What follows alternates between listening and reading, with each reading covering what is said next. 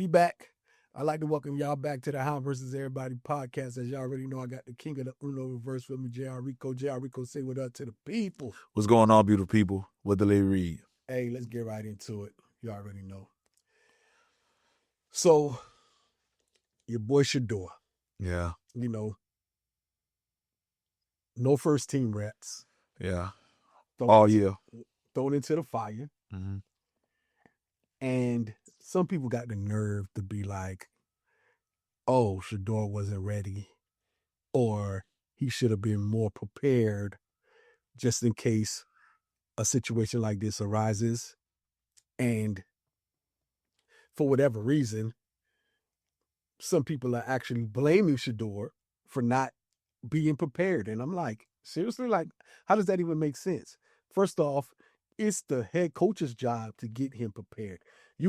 Once this guy is your second team quarterback, QB2, he got to have some kind of practices with the first team, the second team, so he at least knows the scheme against the other team. But for whatever reason, what they thought Dylan Gabriel can't get hurt, like we all know, them Hawaiian quarterbacks are kind of brittle.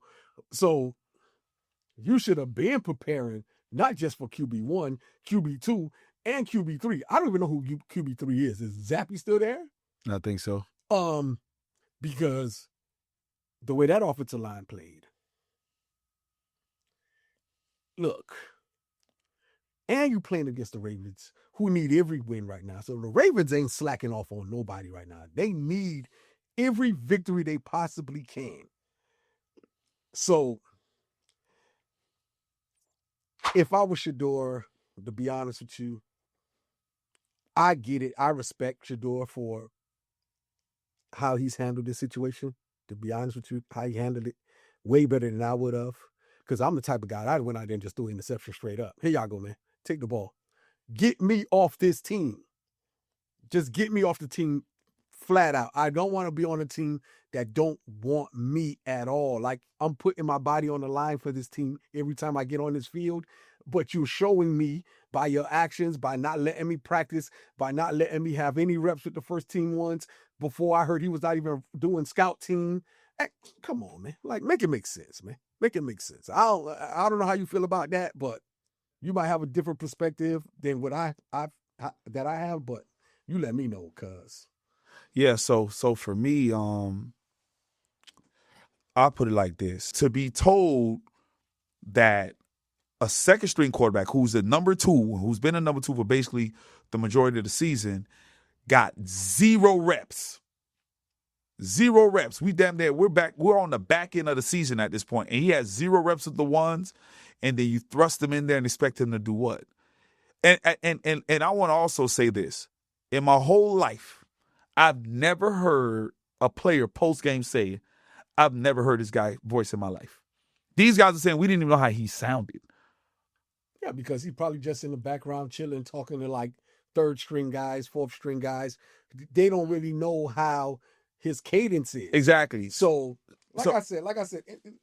So listen. So the people who are harping on a 4 for 16 and an interception are the people who did not watch the game. So they're hitting you with that I told you so because they just went to the stat line. But if you watch that game, out of those 16 dropbacks, there were 4 to 5 flat out drops.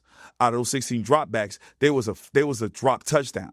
Out of those 16 dropbacks, this guy was running for his life. There is even a screenshot of 3 O-linemen blocking 1 defender. Not to mention, out of those 16 dropbacks, this guy was making plays with his legs, trying to make something happen. But they tend to gloss over that because, once again, you either Shedeur's in a unique situation. He's so polarizing that you either love him or you hate him. There's no gray area when it comes to this individual. And I don't know how, depending on what side of the aisle you stand on, I'm going to say this. We are now in a Shedeur era, like it or love it. So at this point, that head coach, you either need to you got to play this kid and prove all his doubters right, or play this kid and prove all his doubters wrong. Yeah, but my thing is, ain't no other way around that, Hal. My thing is, if the owner is not a fan to you, it's almost to the point, who cares what the head coach does? Because the owner is the one who says, I would have not made this pick.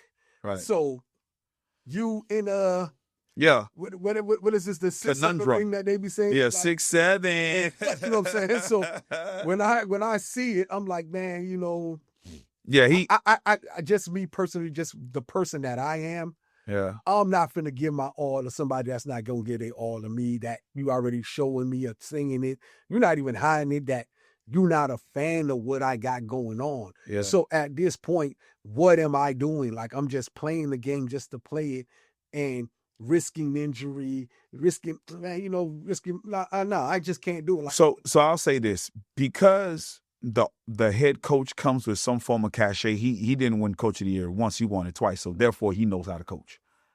And I'm saying that because I don't think they're gonna Nico Harris him, where, look, we told you to do this, but guess what? We're gonna feed you to the wolves. He comes with some form of cachet, so I think his job is safe. But with all that being said, I think it's clear as day what they're doing to the kid. I don't know why they're doing it. I don't care why they're doing it, because they had opportunity to let the kid go, and they did not want to let the kid go. Yeah, they don't want to be looked at as the one who had this guy in their camp, drafted this guy, and then he goes to another team and ball out, and he balls out, and it's like, damn, he could have been with us. Yeah, it'll be total betrayal to your fans. Yeah. It'll be anarchy out there. Yeah, like, yo, man, come on, like, what are y'all doing? Like, you know what I'm saying? We haven't had a quarterback in 30 years, and ever. I think they're afraid of that. Just the what if that might. Yeah. And the power of the what if is a very powerful weapon, man. Believe it or not, dog. A lot